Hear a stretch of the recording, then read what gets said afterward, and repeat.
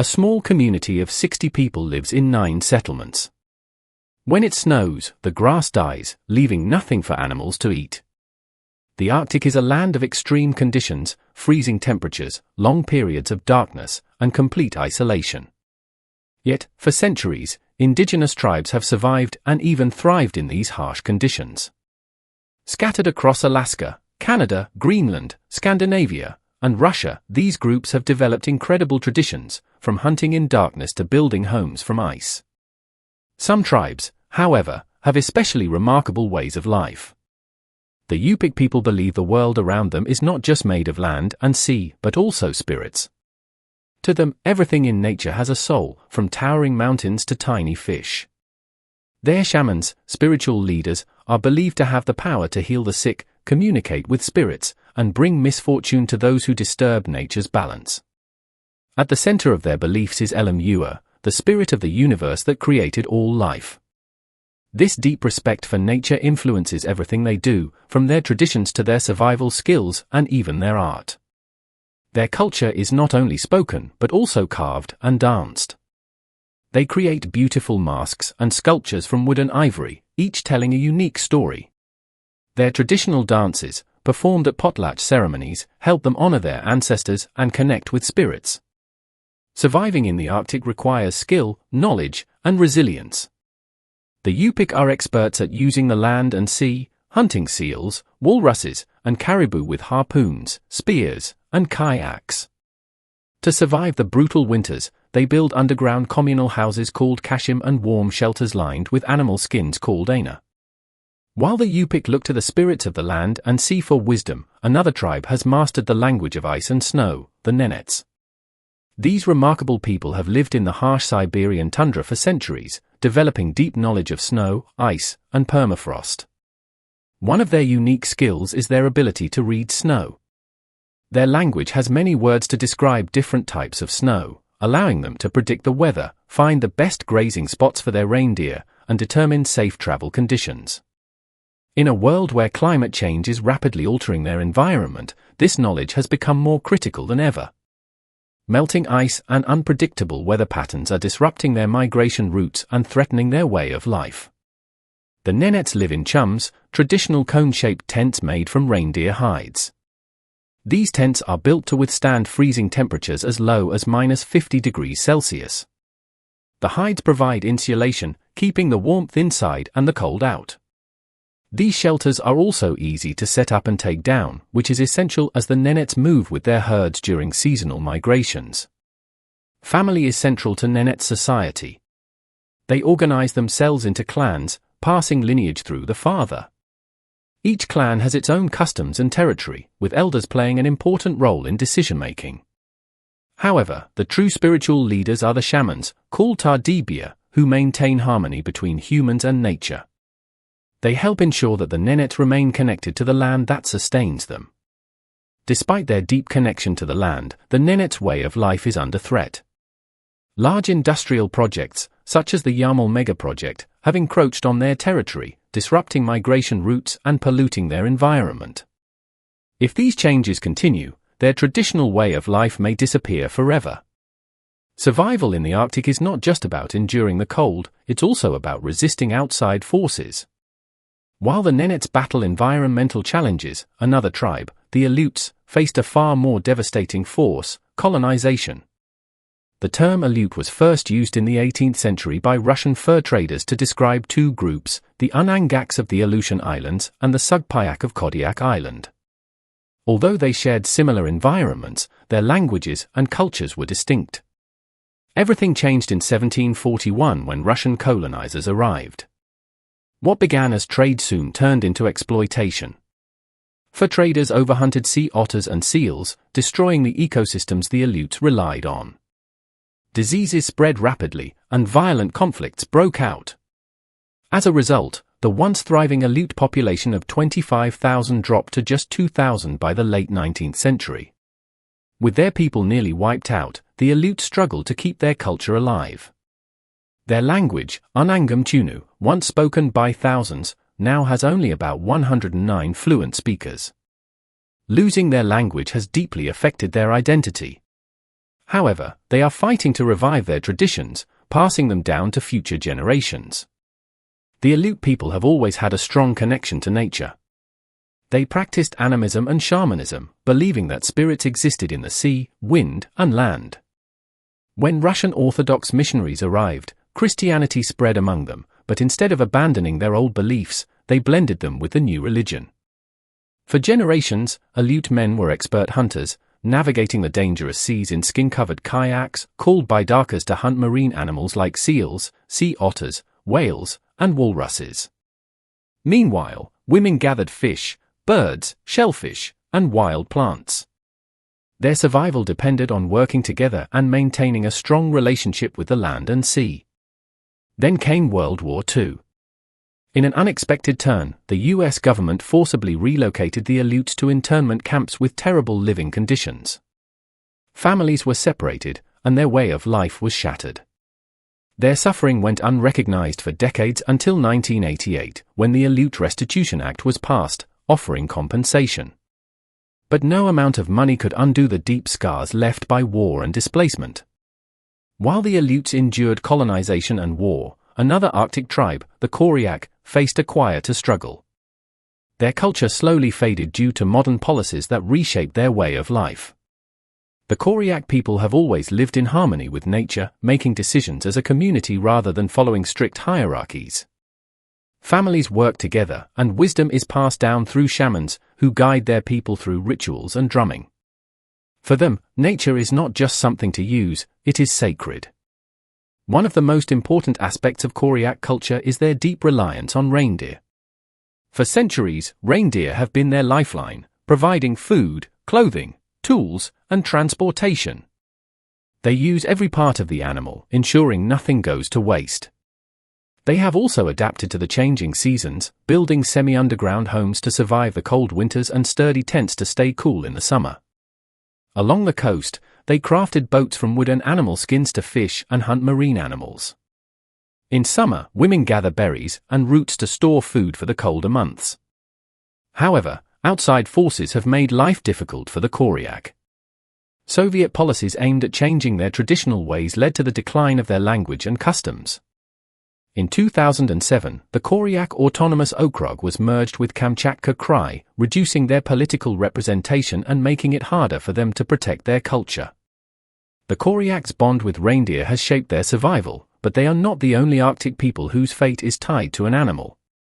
The Gwich'in people share a special connection with caribou, seeing them as more than just a food source. To them, caribou are essential to their way of life. The Gwich'in people have a deep connection with the caribou, which is essential to their identity, culture, and survival. As Sarah James, a respected leader, beautifully puts it, caribou are not just what we eat, they are who we are. This bond is reflected in their traditions, stories, and way of life. For generations, the Gwich'in have depended on the caribou for food, clothing, shelter, and tools. Their hides were used to make tents, the fur provided warmth in bedding and clothing, and the bones were turned into essential tools. More than just a source of survival, caribou are part of their spiritual and cultural beliefs. Their creation myths tell of a time when the Gwich'in and caribou were one, inseparable. Even after they became separate, they vowed to honor the caribou forever. Today, the heartbeat of Gwich'in life still follows the migration of the porcupine caribou herd. Over generations, they have mastered the skill of tracking caribou, learning their migration patterns and habits.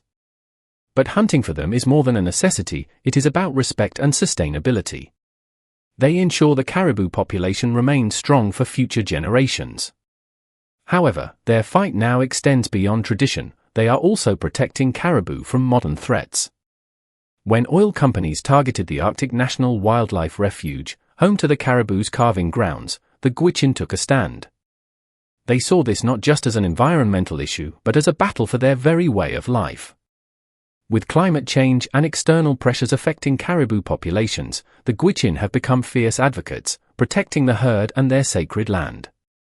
Just as the Gwich'in fight to protect their traditions, another indigenous group, the Ivan and Evenki of Siberia, has also worked to maintain their deep connection with the land. These groups have lived in Siberia for thousands of years, originally settling between Lake Baikal and the Amur River. Their history is shaped by interactions with other tribes and by Russian colonization in the 17th century. The imposition of fur taxes forced them to expand their territory, leading to struggles with settlers. Despite these challenges, they resisted and continued to preserve their culture. The Ivan and Evenki have long been nomadic, relying on reindeer for transportation and sustenance. They crafted conical tents from birch bark or reindeer hides, ensuring mobility in harsh conditions. Their diet consisted of reindeer meat, fish, and wild game, while their strong sense of community ensured that no one went without food. Elders, including shamans, played an essential role in guiding their people, offering wisdom and healing. The Ivan and Evenki languages, part of the Tungusic family, link them to other indigenous Siberian groups. However, these languages are fading as younger generations adopt Russian. Another Siberian group, the Yukagir, has an even deeper spiritual connection to nature. They believe that spirits exist in every part of the world, from fire and the sun to the trees and animals. Their supreme deity, Pugu, serves as the moral judge, maintaining balance in the world. Alongside this belief, each Yukagir clan has a shaman, or Ralma, who serves as a bridge between the physical and spiritual worlds. These shamans are deeply respected, and after their passing, they are honored as sacred figures. For the Yukagir, animals are more than just a source of food, they are spiritual beings.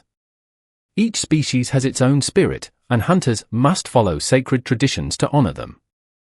These customs have been passed down for generations, ensuring harmony with nature. Their deep respect for the land extends to trees, which they see as protectors. They hold ceremonies to honor them, reinforcing their belief that every part of nature has a soul. Dreams also play a significant role in Yukagir culture. They believe dreams can predict the future, helping guide them through the dangers of their environment. Shamans interpret these visions, offering advice on seasonal changes, personal struggles, and survival. Despite the influence of Russian Orthodox Christianity, many Yukagir still blend their shamanic traditions with newer religious beliefs. Survival in Siberia has required adaptability. The Yukagir once crafted all their tools from natural materials, using wood, bone, and stone instead of metal. They built strong wooden shelters in winter and lightweight portable homes in summer. Their deep spiritual connection to the land has allowed them to thrive for centuries. Further north, the Inuit have mastered life in the harsh Arctic environment. For them, the frozen landscape is not just a place to survive, but is home. Hunting has always been central to their way of life. They use harpoons to catch sea creatures and bows and arrows for land animals. Their ability to adapt is seen in their use of kayaks and larger boats to navigate icy waters. Caribou play a vital role in Inuit culture, providing food, clothing, and tools. The hides are used for warmth, the fat fuels oil lamps, and the bones are shaped into tools. Inuit clothing, made from seal or caribou skin, is designed for extreme cold. Their language, Inuktitut, carries their history and traditions, connecting generations. Inuit art, carved from soapstone, walrus tusks, and bones, depicts animals and daily life, holding deep spiritual meaning. During winter, Inuit families build igloos, which provide insulation against the freezing temperatures. In the summer, they switch to tents made from animal skins or turf huts near hunting areas. Community and cooperation are central to Inuit life. They share food from hunts and teach children through observation rather than punishment. However, modern challenges have disrupted traditional Inuit life. Settling into permanent communities has limited hunting opportunities, leading to food insecurity. Store-bought food is often expensive and less nutritious than their traditional diet. Social issues, including high suicide rates and mental health struggles, have also arisen as the Inuit navigate rapid changes to their way of life. In Siberia, the Khanty and Munsee tribes share a spiritual bond with the bear, which they see as an ancestor and protector. For them, hunting a bear is not just about survival, it is a sacred ritual. After a hunt, they hold ceremonies filled with singing, dancing, and storytelling to honor the bear's spirit. They believe this process helps them cope with the responsibility of taking the bear's life and reinforces their connection to nature. These tribes also follow a traditional social structure where family ties pass through the male line. Their spiritual practices are deeply woven into their daily lives, with shamans acting as guides between the human and spirit worlds. Despite modern influences, efforts are being made to preserve their culture. The Khanty-Mansi Autonomous Okrug in Russia is dedicated to protecting their traditions, language, and way of life. Across the northern regions of Europe, the Sami people have lived for thousands of years, adapting to their cold environment. Their origins trace back over 10,000 years, following the last ice age.